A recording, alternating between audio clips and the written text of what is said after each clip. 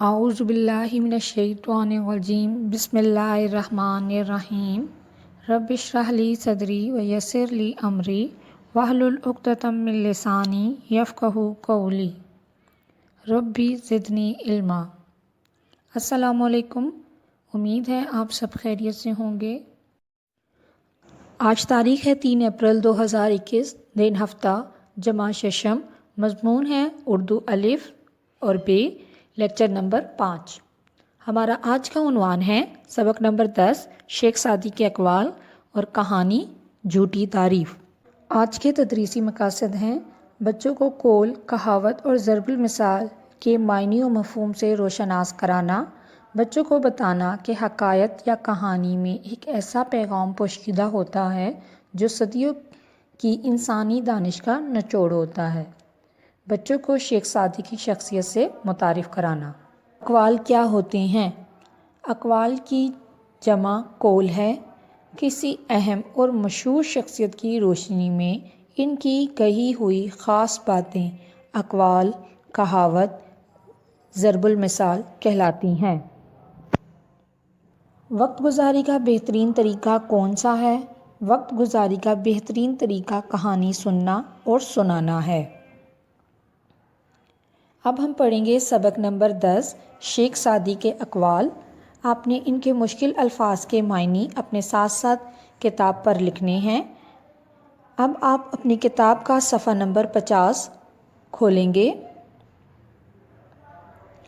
شیخ Saadi کا اصل نام شرف الدین تھا۔ انہیں حکیم مشرق، حکیم یعنی دانا، کے لقب سے یاد کیا جاتا ہے۔ وہ معلم اخلاق بھی کہلاتے ہیں۔ معلم یعنی استاد۔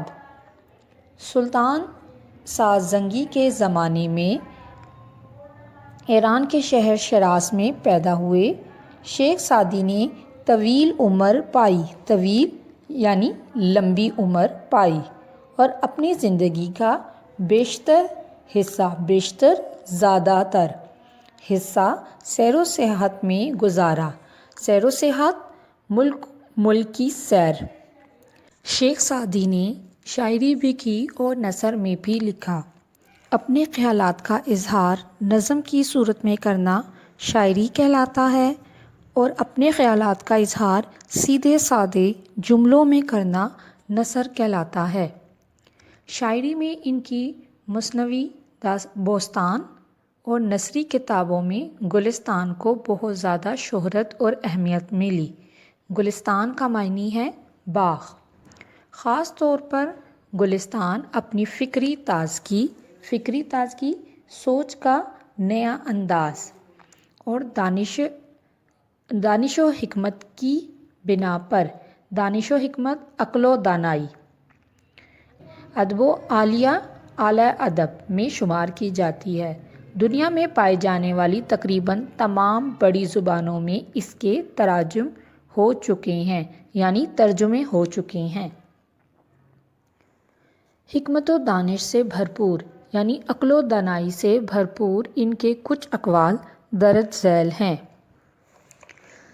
نمبر 1 ہے، دنیا کا مال زندگی کے آرام اور سکون کے لیے ہے، نہ کہ زندگی مال جمع کرنے کے لیے۔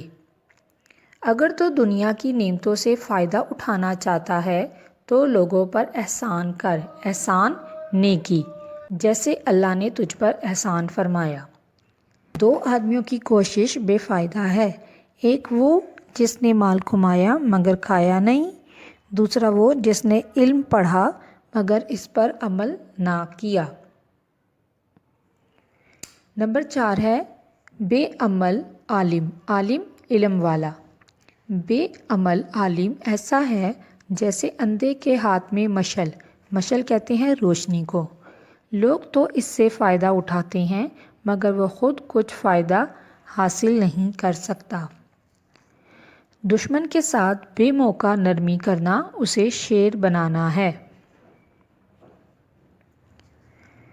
وہ دشمن جو بظاہر دوست ہو، اس کے دانتوں کا زخم زیادہ گہرا ہوتا ہے۔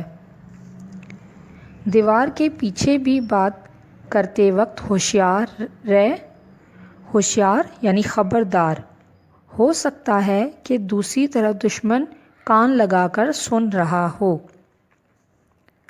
نمبر 8، اگرچہ معاف کرنا اچھا ہے لیکن لوگوں کو ستانے والے کے زخم پر، ستانے والا تکلیف پہنچانے والے کے زخم پر مرہم نہ رکھ۔ مرہم یعنی دوا۔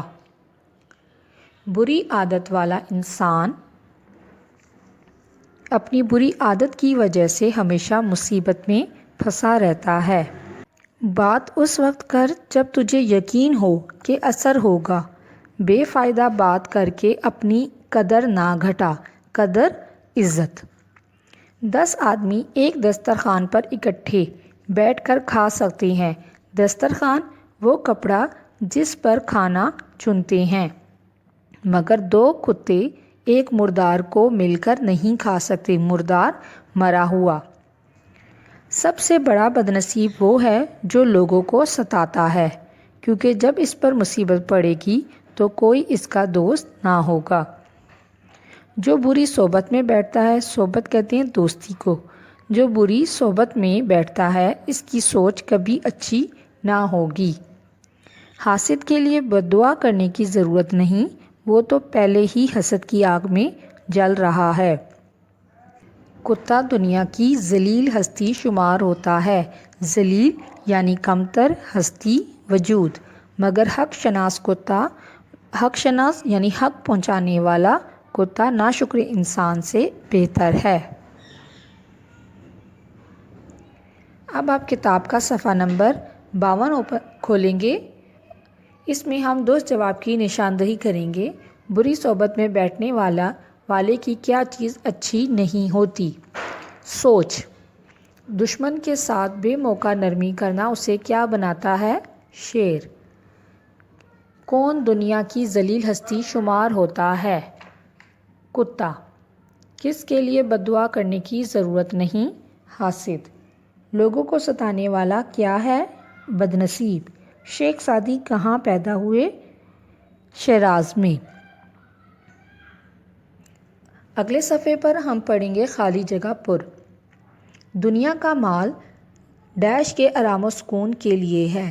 دنیا کا مال زندگی کے آرام و سکون کے لیے ہے۔ بے عمل عالم ایسا ہے جیسے اندھے کے ہاتھ میں مشل۔ ڈیش بات کر کے اپنی قدر نہ گھٹا، بے فائدہ بات کر کے اپنی قدر نہ گھٹا۔ 2 کتے ایک ڈیش کو مل کر نہیں کھا سکتے، ایک مردار کو مل کر نہیں کھا سکتے۔ اگر تو دنیا کی نعمتوں سے فائدہ اٹھانا چاہتا ہے تو لوگوں پر احسان کر۔ درج ذیل الفاظ کے متلازم الفاظ لکھیں۔ متلازم الفاظ کسے کہتے ہیں؟ متلازم یا گروہی الفاظ، ایسے الفاظ جن کو زبان پر لاتے ہی ان سے متعلقہ اور بہت سے الفاظ ذہن میں آ جائیں، متلازم یا گروہی الفاظ کہلاتے ہیں۔ جیسے بادل کا نام سنتے ہی ہمارے ذہن میں بارش اور اولے آتا ہے۔ اسی طرح پہاڑ کا نام سن کر ہمارے ذہن میں پتھر، چشمے یہ آتا۔ بازار، دکانیں یا چیزیں، شادی، باراتی، دلہا، دلہن، جنگ، فوجیں، اصلاح۔ اس کے بعد ہم اردو گرامر کا صفحہ نمبر 98 میں کہانی کریں گے جھوٹی تعریف۔ ایک بھیڑیا بھیڑ کے ایک بچے کو منہ میں دبائے جا رہا تھا۔ بھیڑ کا بچہ راستے میں کہنے لگا، میں جانتا ہوں کہ آپ مجھے کھائے بغیر نہیں رہ سکتے، لیکن میری خواہش ہے کہ مرنے سے پہلے میں آپ کا رس بھرا گانا سن لوں۔ سنا ہے آپ بلبل سے بھی اچھا گاتے ہیں، کیا مہربانی کر کے آپ مجھے اپنا گانا سنائیں گے؟ بھیڑیا بھیڑ کے بچے کی زبان سے اپنی تعریف سن کر بھول گیا۔ کہنے لگا، اچھا اگر تمہاری یہی خواہش ہے تو سنو۔ یہ کہہ کر بھیڑیا گلا پھاڑ پھاڑ کر چلانے لگا۔ جب اس نے اپنی ہو بند کی تو بھیڑ کے بچے نے خوشامد سے کہا، بس ایک دفعہ اور سنا دیجیے، آپ کی بڑی مہربانی ہوگی۔ بھیڑیا خوش ہو کر پھر ہو کرنے لگا۔ اس کی آواز سن کر گڈریا اور کتے دوڑ پڑے۔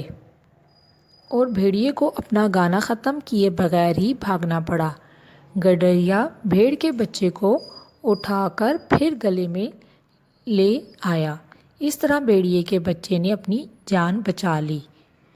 بہت سے لوگ اپنی تعریف سے خوش ہو کر اپنا سب کچھ گنوا بیٹھتے ہیں۔ وہ یہ نہیں سوچتے کہ تعریف کرنے والے کا کیا مطلب ہے۔ ہماری آج کی سرگرمی ہے 5 مشہور بزرگ شخصیات کا کم از کم ایک قول اپنی کاپی پر لکھیں۔ جیسے حضرت عثمان رضی اللہ تعالیٰ عنہ کا قول ہے، خاموشی غصے کا بہترین علاج ہے۔ اسی طرح آپ نے مزید 5 شخصیات کے قول اپنی کاپی پر لکھنے ہیں۔ آج کی ڈائری ہے، سبق نمبر 10 شیخ سعدی کے اقوال کی پڑھائی کرنی ہے، بک ورک یاد کرنا ہے اور کہانی جھوٹی تعریف یاد کر کے خوش خط آپ نے اپنی رف رجسٹر پر لکھنی ہے۔ سبحانک اللہم و بحمدک اشہد ان لا الہ الا انت استغفرک و اتوب الیک۔ اللہ حافظ۔